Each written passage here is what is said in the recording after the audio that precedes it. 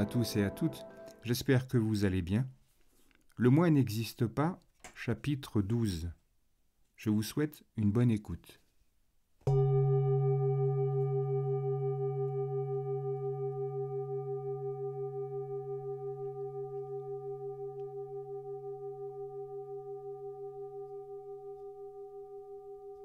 Troisième partie du sutta, la contemplation de la matérialité.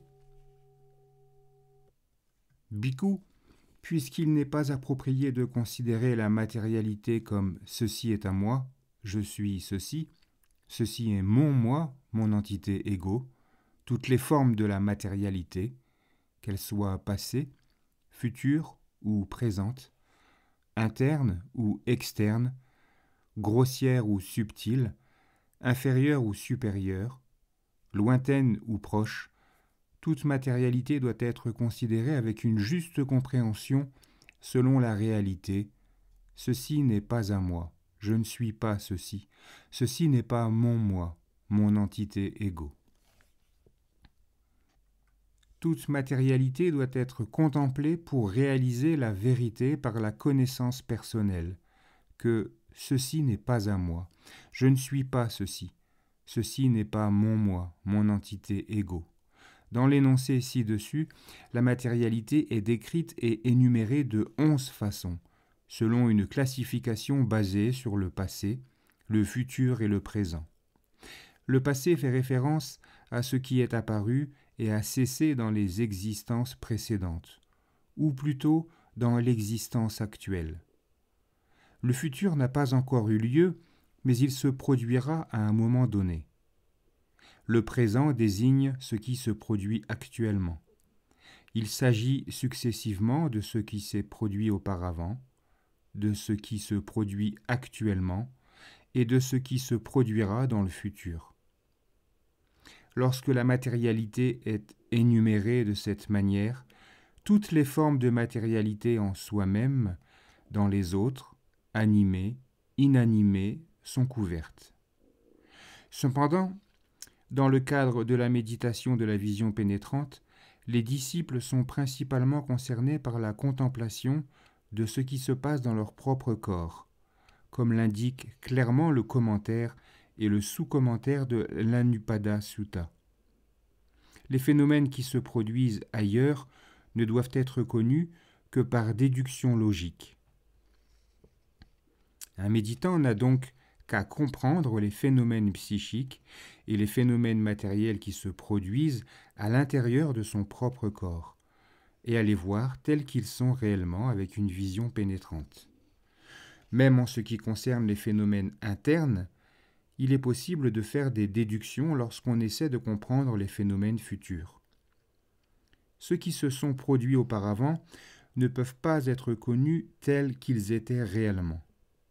Ce ne serait que simple conjecture, supposition invérifiable, même pour les phénomènes qui se sont produits au cours de notre vie. Il n'est pas facile de se souvenir de ce qui s'est réellement passé il y a des années ou des mois, ni même il y a quelques jours. Il est même difficile de connaître la vérité absolue de ce qui s'est passé il y a quelques heures, parce que pour les gens ordinaires, une fois qu'un objet est connu, l'attachement à cet objet se manifeste immédiatement en termes conventionnels, comme je, il, elle, un homme ou une femme. Seul le moment présent doit être noté. C'est pourquoi, comme l'indique le Bhaddekarata Sutta, seul le présent doit être contemplé dans le cadre de la méditation de la vision pénétrante, c'est-à-dire au moment même où le phénomène est vu, entendu, etc. Dans le Satipatthana Sutta également, il est dit que le phénomène présent qui se produit en marchant, en se tenant debout, en s'asseyant, en s'allongeant, doit être noté dès son apparition.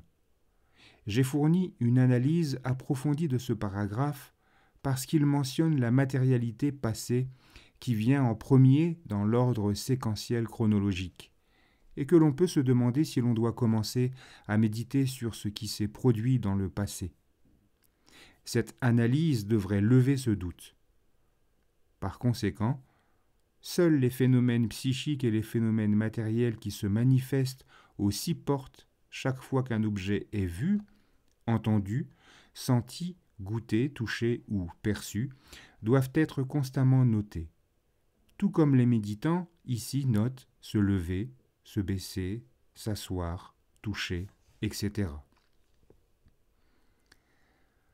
En s'engageant dans cette voie, au fur et à mesure que la concentration se renforce, un méditant en vient à faire la différence entre le phénomène de la descente de l'abdomen et le phénomène de la constatation de la descente. La tension ou la pression et le moment de la montée ne durent pas jusqu'au moment de la descente. Ils disparaissent au moment où ils se produisent. La détente et le mouvement au moment de la descente de l'abdomen ne durent pas jusqu'au moment suivant de la montée. Ils disparaissent et cessent définitivement à ce moment-là. En marchant également, l'extension et le mouvement impliqués dans le pas droit ne demeurent pas jusqu'au pas gauche. De même, la matérialité, le mouvement, vayodhatu, constitutif du pas gauche, ne subsiste pas jusqu'au pas droit. Chaque phénomène disparaît au moment où il se produit. La matérialité constitutive du moment du soulèvement ne dure pas jusqu'au moment du déplacement du pied vers l'avant. La matérialité constitutive du déplacement ne subsiste pas jusqu'au moment de la descente du pied. Chaque matérialité disparaît au moment où elle se produit. De même, dans la flexion et l'étirement, chaque phénomène disparaît au moment où il se produit. Lorsque la concentration devient particulièrement forte, au cours d'un acte de flexion ou d'étirement, un méditant observera le processus des dissolutions se succéder très rapidement au même endroit. Un méditant se rend donc compte que la véritable nature des phénomènes lui était inconnue auparavant parce qu'ils n'étaient pas notés avec une attention lucide. Maintenant qu'il les a notés, il perçoit que les groupes d'attachement, les agrégats, ne transitent pas d'un moment à un autre, mais qu'ils disparaissent au moment même de leur apparition. Ainsi, une matérialité qui s'était manifestée par le passé n'a pas duré jusqu'à l'instant présent. Elle avait totalement cessé d'exister. Une matérialité qui se manifeste maintenant, quand on se lève, se baisse, plie, étire, soulève, se déplace, abaisse, n'atteindra pas un moment futur. Elle disparaît dans le moment présent. Une matérialité constitutive de phénomènes futurs cessera également au moment de son apparition. Par conséquent, tous les types de matérialités sont fugaces. Ils apparaissent et disparaissent. Ce sont des souffrances, et non pas moi, une entité égaux. De simples phénomènes que l'on ne peut contrôler qui apparaissent et disparaissent en fonction de leur propre cause. Un méditant le comprend grâce à sa connaissance personnelle. Pour permettre une telle réalisation, le bienheureux a recommandé de s'efforcer de contempler les phénomènes jusqu'à ce qu'ils soient réalisés comme suit. Ceci n'est pas un moi.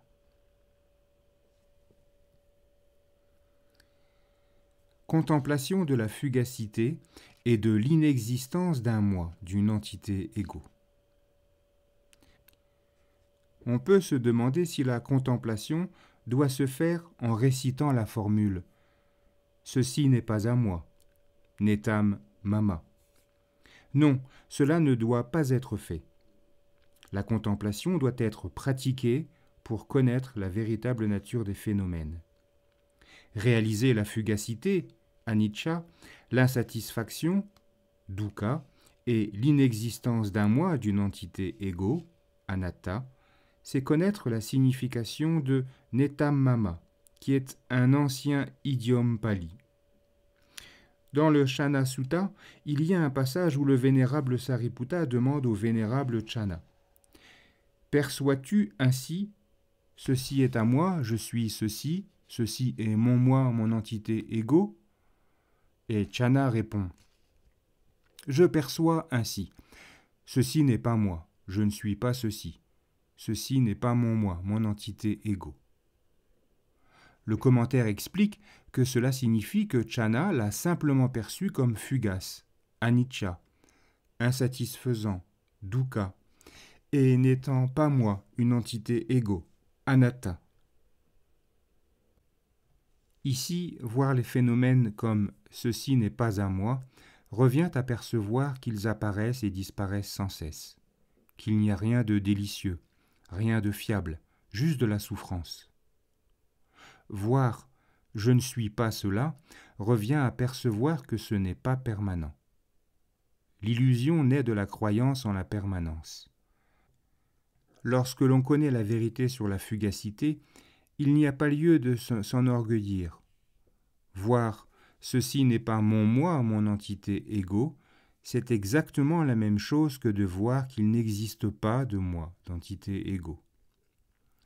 En se notant pas chaque phénomène psychique et matériel lorsqu'il apparaît aux 6 portes des sens, et en le croyant permanent, l'orgueil fait son apparition et suppose que « je suis cela ». Cependant, lorsqu'on perçoit que les phénomènes ne durent pas, même le temps d'un battement de paupières, que tout est fugace, l'orgueil ne peut pas apparaître. Lorsque l'on ignore l'inexistence d'un moi, d'une entité égo, on s'attache aux phénomènes, comme s'ils appartenaient à un moi, une entité égo. Ceci est évident et n'a pas besoin de plus d'explications. Les gens ordinaires qui ne peuvent pas observer les phénomènes au moment où ils apparaissent croient que la matérialité au moment où l'on voit perdure pour devenir matérialité au moment où l'on entend, ou vice-versa, perdurant d'un moment à l'autre. Ils croient aussi que c'est la même personne qui voit, entend, sent, goûte, touche ou pense. Ils croient que la matérialité du passé est parvenue au présent et que les phénomènes actuels se poursuivront dans le futur. C'est s'attacher à la croyance en la permanence. Cependant, un méditant qui est toujours attentif à ces phénomènes sait que la matérialité au moment d'une vision disparaît à ce moment-là. Elle n'atteint pas le moment d'une audition. La matérialité au moment d'une audition disparaît à ce moment-là. Elle n'atteint pas le moment d'une vision. Chaque acte de voir, d'entendre, de sentir, de goûter, de toucher ou de connaître est une manifestation nouvelle, inédite. Il s'agit de connaître la vérité de la fugacité telle qu'elle est réellement. En sachant cela, un méditant réalise que la matérialité du passé a cessé dans le passé et n'est pas parvenue jusqu'au présent. La matérialité actuelle disparaît au moment même où elle est notée et ne parviendra jamais jusqu'au futur. Il en déduit également que la matérialité du futur disparaît également au moment où elle apparaîtra. Il réalise que la matérialité ne dure pas même le temps d'un battement de paupières. En réalisant cela, il n'y a pas d'occasion pour le désir de s'attacher à la matérialité en disant « ceci est à moi ». Il n'y a aucune chance de voir apparaître l'orgueil qui consiste à s'enorgueillir de la matérialité en disant « je suis cela », ni de s'attacher à une croyance erronée en disant « ceci est mon moi, mon entité égo ». Le bienheureux a exhorté le groupe des 5 bhikkhus à contempler ainsi pour se débarrasser de l'attachement au désir et à l'orgueil. Les gens ordinaires devraient également contempler pour se débarrasser de l'attachement aux visions erronées. Ceux qui ont réalisé l'entrée dans le courant apprennent à contempler l'inexistence d'un moi, d'une entité égo. Pourquoi les 5 bhikkhus qui avaient déjà réalisé l'entrée dans le courant ont-ils reçu l'instruction de se débarrasser de la croyance en l'existence d'un moi, d'une entité égo, par la contemplation de « ceci n'est pas mon moi, une entité égo » ? C'est une question à laquelle il faut réfléchir. Selon le Visuddhimagga, ceux qui ont réalisé l'entrée dans le courant sont libérés de l'illusion de la croyance erronée de l'attachement à la croyance en l'inexistence d'un moi, d'une entité égo, ainsi que de l'illusion concernant les perceptions reconnaissances, et que de celles concernant les consciences. Sachant donc qu'ils étaient déjà libérés de ces trois types d'attachement à la croyance en l'existence d'un moi, d'une entité ego, on peut se poser la question sur le type d'attachement dont il faut se débarrasser et pour lequel une telle exhortation à contempler l'inexistence d'un moi, d'une entité ego, leur a été adressée. Dans la première partie de ce livre, il a été expliqué comment cette Anatalakkhana Sutta a été enseignée pour éliminer l'orgueil, Asmi Mana, ce qui est apparenté à l'attachement de la croyance en l'existence d'un moi, d'une entité ego. Ici, cependant, comme des instructions distinctes ont été données pour se débarrasser de l'orgueil dans les mots « je ne suis pas cela », l'instruction de contempler « ceci n'est pas mon moi, mon entité ego », ne peut pas être considérée comme ayant été donnée pour éliminer l'orgueil. Alors, pour éliminer quel type d'attachement a-t-on demandé de contempler l'inexistence d'un moi, d'une entité ego ? C'est un point à considérer. Il n'est pas facile de donner une réponse définitive à cette question. Je vais tenter de le faire en 3 propositions. Petit 1, le Silavanta Sutta mentionne que les arhats contemplent également la nature de l'inexistence d'un moi, d'une entité ego. On pourra se reporter au résumé de ma conférence sur le Silavanta Sutta, bien que ceux qui ont réalisé l'entrée dans le courant n'ont pas à se débarrasser de l'attachement à la croyance en l'existence d'un moi, d'une entité ego. Ils contempleraient néanmoins l'inexistence d'un moi, d'une entité ego, comme les arhats, en vue d'atteindre une connaissance supérieure. Si cette réponse n'était pas satisfaisante, en voici une deuxième. Petit 2. Ceci est en accord avec ce qui est fourni dans mon résumé du Silavanta Sutta. Il ne fait aucun doute que celui qui a réalisé l'entrée dans le courant est libéré de la croyance erronée en l'existence d'un moi permanent, d'une entité ego. Quant aux illusions concernant les perceptions reconnaissances, il faut considérer que celui qui a réalisé l'entrée dans le courant n'en est libéré que lorsqu'il y réfléchit intentionnellement ou lorsqu'il est engagé dans la contemplation. Ce n'est que pendant ces moments que l'on peut considérer qu'il est libéré des perceptions reconnaissances erronées de la permanence, de la croyance erronée en l'existence d'un moi, d'une entité ego. Si l'on considère que celui qui a réalisé l'entrée dans le courant est libéré de ces illusions, alors qu'il ne leur accorde aucune attention particulière, cela revient à le placer au même niveau que les arhats. Il saura que tous les actes de contact sensoriel ne sont que des phénomènes fugaces. Il n'aura ni orgueil ni désir sexuel à l'égard d'hommes ou de femmes. Cependant, dans les moments d'inattention, lorsqu'il n'y réfléchit pas intentionnellement ou lorsqu'il n'est pas engagé dans la contemplation, ceux qui ont réalisé l'entrée dans le courant peuvent avoir des perceptions reconnaissance erronées. Pour permettre au groupe de 5 bhikkhus de se débarrasser des perceptions reconnaissance erronées, le Bouddha les a exhortés à contempler l'inexistence d'un moi, d'une entité ego. Petit 3. Ceci est basé sur l'explication donnée par le vénérable Khemaka, qui avait déjà réalisé le stade du non-retour. Khemaka dit qu'il n'était pas attaché à la matérialité en tant que « je suis », ni à chacun des autres agrégats, les ressentis, les perceptions reconnaissance, les formations psychiques et les consciences.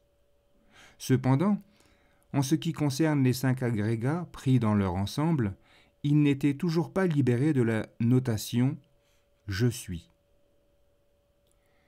Tout comme dans cette explication, pour celui qui a réalisé l'entrée dans le courant, il n'y a pas d'attachement en tant que moi, quantité ego, à l'un ou l'autre des agrégats en particulier. Mais en ce qui concerne les 5 agrégats dans leur ensemble, celui qui a réalisé l'entrée dans le courant n'est pas libéré des perceptions-reconnaissances erronées, de sorte que des désirs sensuels se manifestent encore au point qu'il peut s'installer dans une vie de couple. Il faut donc considérer que le groupe des 5 bhikkhus a été exhorté à contempler l'inexistence d'un moi, d'une entité égo, pour se libérer de ces perceptions-reconnaissances ordinaires. Il s'agit d'une tentative de réconciliation entre le texte en pali et le commentaire qui affirme que ceux qui ont réalisé l'entrée dans le courant sont libérés de toute perception-reconnaissance en l'existence d'un moi, d'une entité égo.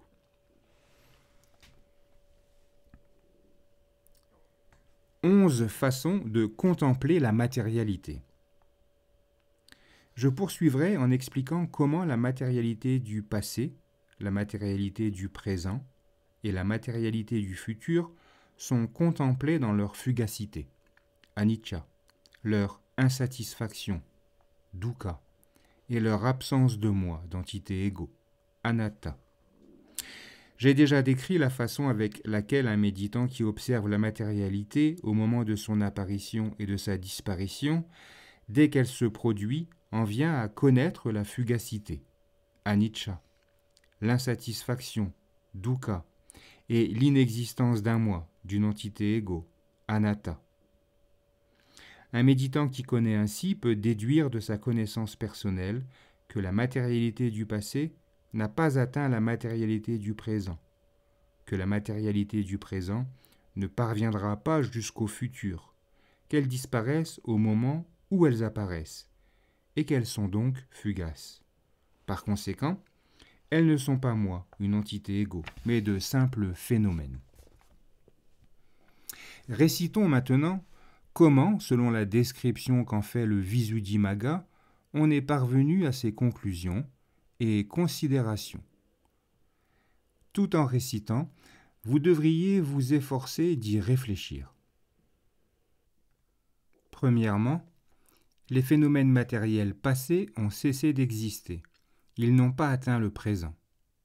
Puisqu'ils ont cessé, ils sont fugaces. Parce qu'ils apparaissent et disparaissent instantanément, ils sont effrayants et ne sont que souffrance. N'étant pas un maître, une entité qui perdure, un acteur ou un expérimentateur, ils ne sont pas moi, une entité égo. Ils sont sans essence ni substance permanente. Petit 2. Les phénomènes matériels actuels vont disparaître, cesser définitivement dès maintenant. Ils ne parviendront pas jusqu'à l'avenir. Comme ils cessent et disparaissent, ils sont fugaces. Parce qu'ils disparaissent sans cesse, ils sont effrayants et ne sont que souffrance. N'étant ni un maître, ni une entité permanente, ni un acteur, ni un expérimentateur, ils ne sont pas moi, une entité égo. Ils sont sans essence ni substance permanente. Petit 3. Les phénomènes matériels futurs cesseront d'exister à ce moment-là.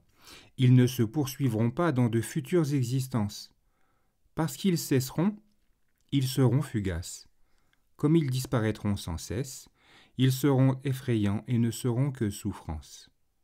N'étant pas un moi doté d'une essence, d'une substance permanente, ils ne seront que des phénomènes impersonnels. C'est ainsi que les phénomènes matériels, etc., sont généralement considérés par rapport à leur véritable nature. Récapitulons maintenant comment nous réfléchissons en les contemplant. Petit 1. Le phénomène matériel qui a cessé d'exister au dernier moment de la montée de l'abdomen n'a pas atteint le stade de la descente. Le dernier phénomène matériel au moment de la descente n'a pas atteint le stade de la montée. Il a disparu au moment de son apparition et est donc fugace. Parce qu'il est fugace, il est insatisfaisant.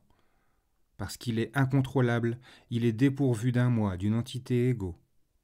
Le dernier phénomène matériel au moment d'une vision ou d'une audition n'a pas atteint le moment de la vision ou de l'audition présente. Il a disparu au moment où il est apparu. Il est donc fugace, anicca, insatisfaisant, dukkha, et dépourvu d'un moi, d'une entité égo, anatta. Petit 2, les phénomènes matériels actuels de montée de l'abdomen n'atteignent pas le stade de la descente. Les phénomènes matériels actuels de descente de l'abdomen n'atteignent pas le stade de la montée suivante. Ils disparaissent même pendant la montée et pendant la descente. Ils sont donc fugaces, anicca, insatisfaisants, dukkha, et ne sont pas moi, une entité ego, anatta. Les phénomènes matériels au moment présent d'une vision ou d'une audition n'atteignent pas le moment suivant de vision ou d'audition. Ils disparaissent même pendant que l'on voit ou que l'on entend. Ils sont donc fugaces, anicca, insatisfaisants, dukkha, et dépourvus d'un moi, d'une entité ego, anatta. Petit 3. Les phénomènes matériels, au moment de leur apparition et de leur disparition dans le futur, ne parviendront pas dans le futur jusqu'au moment d'apparition et de disparition suivant. Ils disparaîtront au moment de leur apparition. Ils seront donc fugaces, anicca, insatisfaisants, dukkha, et seront dépourvus d'un moi, d'une entité ego, anatta. C'est ainsi que l'on considère les phénomènes matériels du passé, du présent et du futur, tout en notant les phénomènes de montée et de descente de l'abdomen. Il y a aussi cette méthode consistant à réfléchir à la matérialité du passé et du futur en contemplant la matérialité du présent. Je vais vous parler de cette méthode de réflexion. Petit 4. De même qu'il existe des phénomènes matériels fugaces qui montent, descendent, se plient, s'étirent, se soulèvent, se déplacent, tombent, voient, entendent, etc., et qui disparaissent au moment même où ils sont constatés, de même, il y a eu dans le passé des phénomènes matériels similaires qui sont montés, sont descendus, se sont étirés, se sont pliés, etc., et qui ont disparu au moment de leur apparition respective. Ils sont donc fugaces, anicca, insatisfaisants, dukkha, et dépourvus d'un moi, d'une entité ego, anatta. Après avoir perçu par lui-même comment les phénomènes matériels en soi-même disparaissent, le méditant étend sa réflexion aux phénomènes matériels des autres et du monde entier. Tout comme les phénomènes matériels en soi-même disparaissent, au moment même où on les note. La matérialité constitutive des autres et celle du monde entier disparaissent également. Ils sont donc fugaces, anicca, insatisfaisants, dukkha, et dépourvus d'un moi, d'une entité ego, anatta. J'ai traité de manière suffisamment détaillée le comportement des phénomènes matériels du passé, du présent et de l'avenir. Je poursuivrai par une réflexion sur la matérialité interne et sur la matérialité externe. Réflexion sur la matérialité interne et externe. Les gens s'imaginent que lorsqu'ils crachent, défèquent ou excrètent de la matérialité constitutive de l'intérieur du corps est expulsée à l'extérieur du corps. Lorsque l'on mange de la nourriture ou que l'on respire de l'air, on pense que de la matérialité extérieure est entrée dans le corps. En réalité, il n'en est rien. Une matérialité se dissout au moment et à l'endroit où elle est apparue. Une autre matérialité la remplace et se manifeste à un nouvel endroit. Un méditant qui note avec une attention lucide perçoit cette dissolution et cette cessation à chaque endroit où de la matérialité est apparue. C'est ainsi que, lorsque l'attention lucide et la concentration deviennent fortes, en notant la montée et la descente de l'abdomen, l'air expiré est perçu comme se divisant en petites sections dans la poitrine, la gorge et le nez, avant qu'il ne sorte finalement du corps. L'air inspiré est également perçu comme entrant, pressant à l'intérieur en une succession de petites sections. Un méditant qui fume connaît la fumée qui sort et entre par une série de petites portions. Un phénomène similaire est observé lorsque l'on boit de l'eau et qu'elle pénètre dans la gorge. Par conséquent, Une matérialité interne ne pénètre pas à l'extérieur. Une matérialité externe ne pénètre pas à l'intérieur. Elle s'arrête et disparaît à l'endroit où elle est apparue. C'est pourquoi elle est fugace, anicca, insatisfaisante, dukkha, et dépourvue d'un moi, d'une entité ego, anatta. Veuillez réciter ceci. Une matérialité interne ne sort pas. Une matérialité externe n'entre pas. Elles cessent et disparaissent respectivement à l'intérieur ou à l'extérieur, quel que soit l'endroit où elle apparaît et prend naissance. Par conséquent, elles sont fugaces, anicca, insatisfaisantes, dukkha, et dépourvues d'un moi, d'une entité ego, anatta.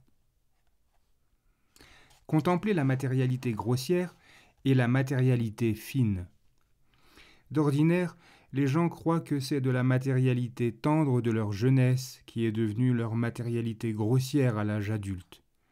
Ils pensent que de la matérialité en bonne santé, légère et fine, devient de la matérialité en mauvaise santé, lourde et grossière, ou que de la matérialité en mauvaise santé, lourde et grossière, devient de la matérialité en bonne santé, légère et fine.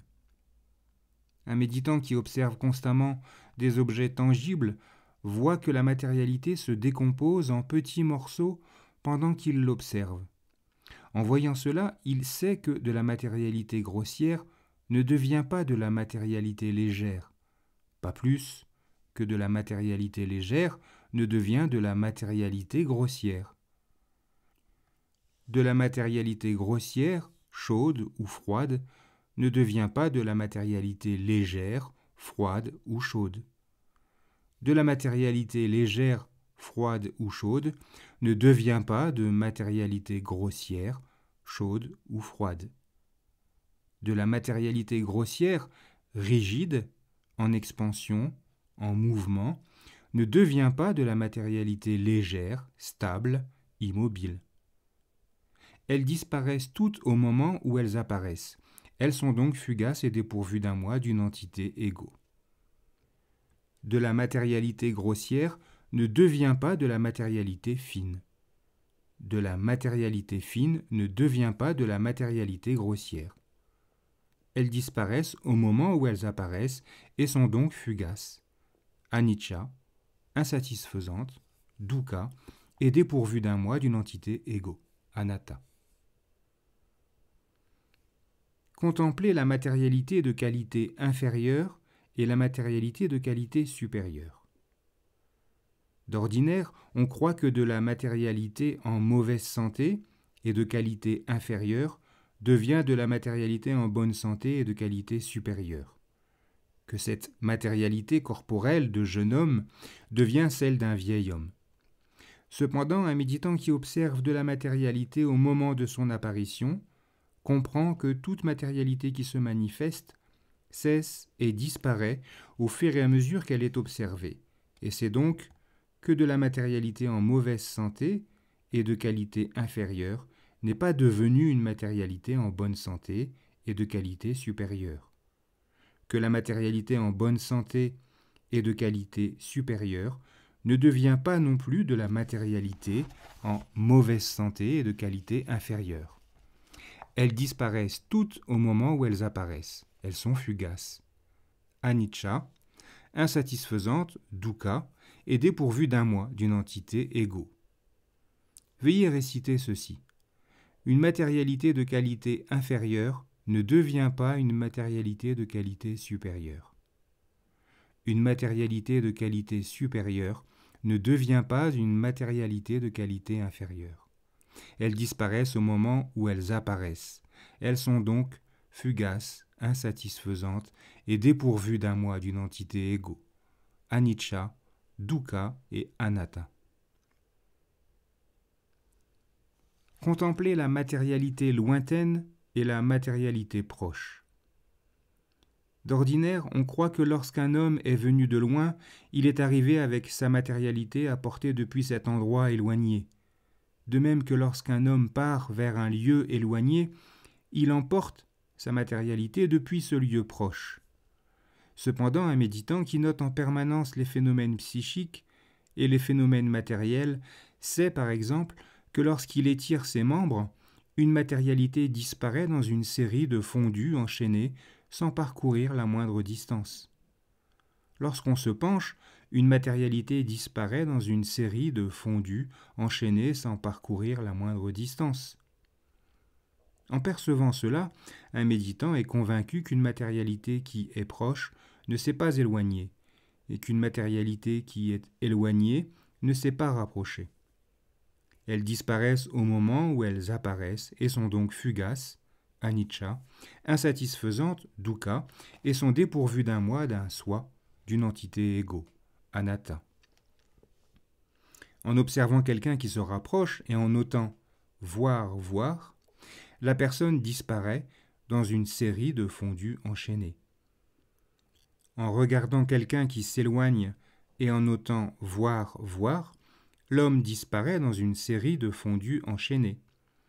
Ainsi, aucune matérialité lointaine ne s'est rapprochée, et aucune matérialité proche ne s'est éloignée. L'ancienne matérialité disparaît progressivement et une autre apparaît progressivement, ce qui donne l'impression que quelqu'un vient de loin ou quelqu'un s'en va. Seul un méditant qui a réalisé la connaissance de la dissolution et dont l'intelligence est aiguisée peut percevoir les phénomènes tels qu'ils sont réellement. D'autres personnes, à l'intelligence moins aiguisée, peuvent ne pas les percevoir aussi clairement. De nouveau, en marchant de long en large et en notant soulever, avancer, laisser, descendre, soulever apparaît comme une partie, avancer comme une autre partie, et laisser descendre comme une autre. Lorsque la vision pénétrante s'est bien approfondie, les mouvements du corps et des membres sont perçus comme une série de fondus enchaînés. En percevant ainsi, on arrive à la conclusion qu'une matérialité ne va pas d'un endroit à l'autre. Elle cesse et disparaît où qu'elle se trouve. Ceci est en accord avec l'affirmation du sous-commentaire. Les réalités absolues ne se déplacent pas vers un autre endroit. Elles cessent et disparaissent là où elles viennent à l'existence. Aucune matérialité lointaine ne s'approche. Aucune matérialité proche ne s'éloigne. Elles disparaissent partout où elles sont apparues. Elles sont donc fugaces, anicca, insatisfaisantes, dukkha et dépourvues d'un moi, d'une entité égo, anatta. C'est ainsi que la matérialité décrite de 11 manières est contemplée comme « ceci n'est pas à moi, je ne suis pas ceci, ceci n'est pas un moi, une entité égo ». Pour résumer, toute matérialité, qu'elle soit passée, future ou présente, interne ou externe, grossière ou fine, inférieure ou supérieure, lointaine ou proche, doit être vue avec une connaissance personnelle telle qu'elle est vraiment. Ceci n'est pas un moi, je ne suis pas ceci. Ceci n'est pas un moi, une entité égo. Arrêtons-nous là pour aujourd'hui, pour avoir accordé une attention respectueuse à cette conférence sur l'Anattalakkhana Sutta. Puissiez-vous tous atteindre bientôt le Nibbana, par le biais de la voie et de son résultat, comme vous le souhaitez. Voilà pour ce 12e chapitre. Le prochain contiendra 8e, 9e et 10e conférences du 4, 12 et 26 août 1963. Dans l'immédiat, il me reste à vous souhaiter comme d'habitude de belles journées, de belles méditations, et je vous dis à bientôt.